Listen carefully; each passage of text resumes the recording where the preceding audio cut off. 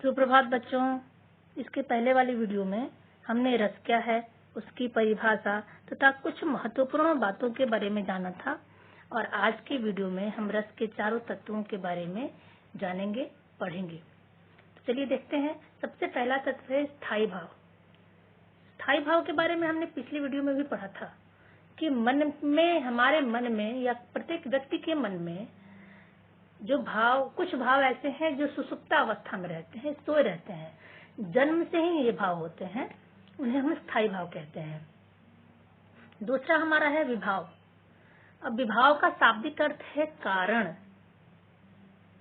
जो स्थायी भाव हैं, जो सोए हुए हैं, उनको जगाने का जो कारण है उसको हम विभाव कहते हैं।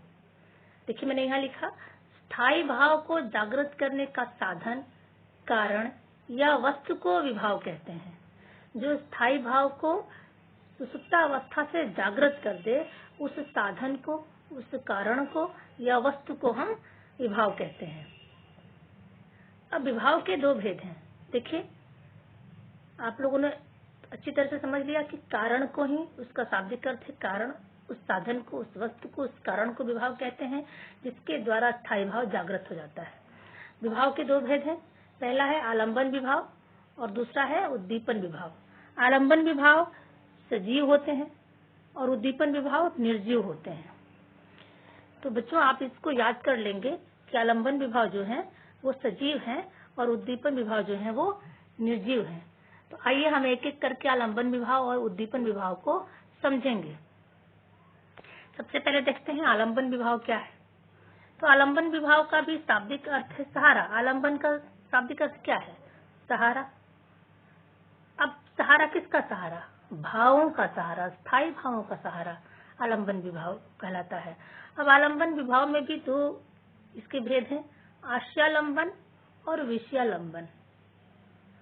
आश्रयालंबन क्या है? जैसा कि नाम से ही विदित है, आश्रय, आश्रय देने वाला। किसको आश्रय देने वाला? भाव को आश्रय देने वाला। किसको आश्रय देने वाला? भाव को आश्रय देने वाला जो है वो आश्रयालंबन है, अर्थात भाव को आश्रय देने वाले को हम लोग आश्रयालंबन कहते हैं। ये कोई नायक हो सकता है जिसके मन में भाव जगे। आश्रय देना मतलब क्या? मन में भाव जगे। जिसके मन में भाव जग जाता है वो आश्रय होता है। ये कोई नायक हो सकता है, कोई व्यक्ति हो सकता है या दर्शक भी हो सकते हैं जिसके मन में भाव जग जाते हैं, उन्हें हम आश्रय कहते हैं, या आलंबन विभाव में आश्रयालंबन हम उसे ही कहते हैं। आप देखते हैं कि विषयालंबन क्या है। अगर किसी के मन में भाव जगे तो वो भाव किसी के प्रति होगा या किसी के लिए होगा। तो विषयालंबन वही है जिसके लिए या जिसके प्रति आश्रयालंबन के मन में भाव जगता है।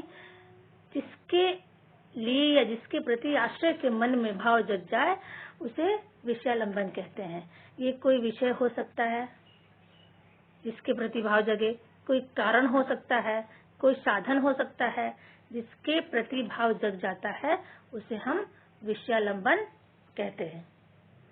यहाँ आपको बहुत स्पष्ट रूप से समझ में आया होगा कि आश्रय, जिसके मन में भाव जगता है वो आश्रय है और जिसके प्रति भाव जगे वो विषय है। आश्रयालंबन और विषयालंबन स्पष्ट हुआ है। अब हम लोग आगे देखेंगे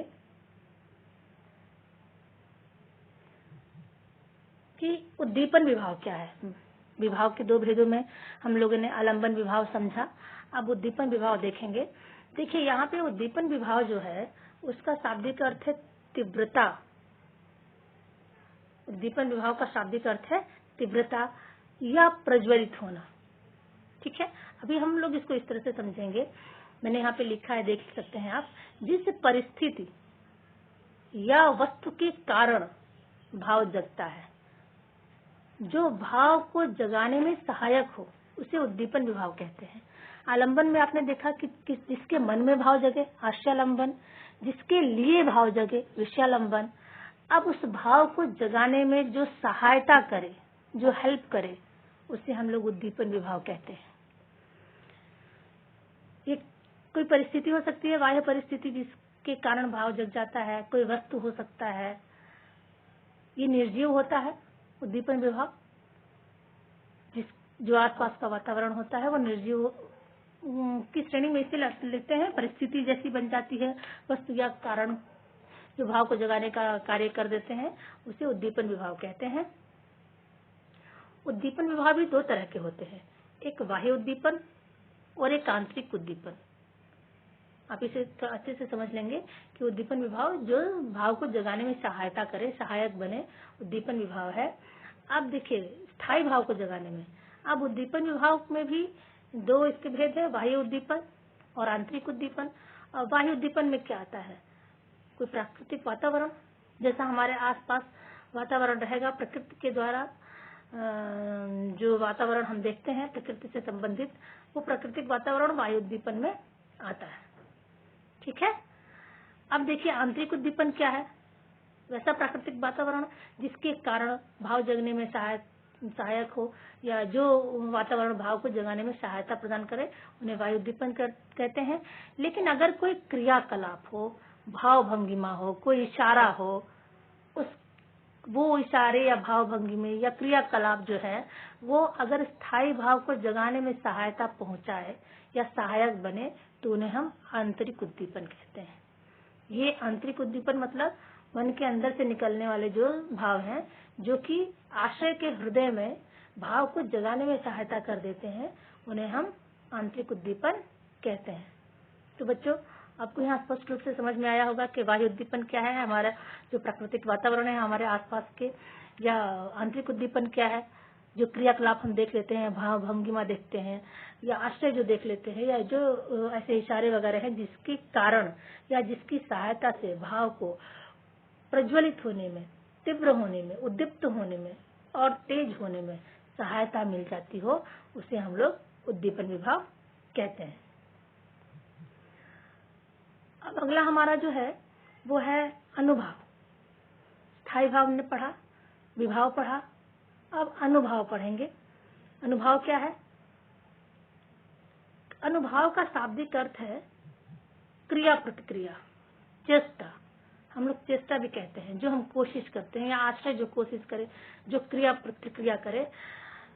देखिए यहाँ स्थायी भावों को व्यक्त करने वाली आश्रय की क्रियाएं, आश्रय की क्रिया जिसके मन में भाव जग रहा है, या उसकी चेष्टाएं अनुभाव कहलाती हैं।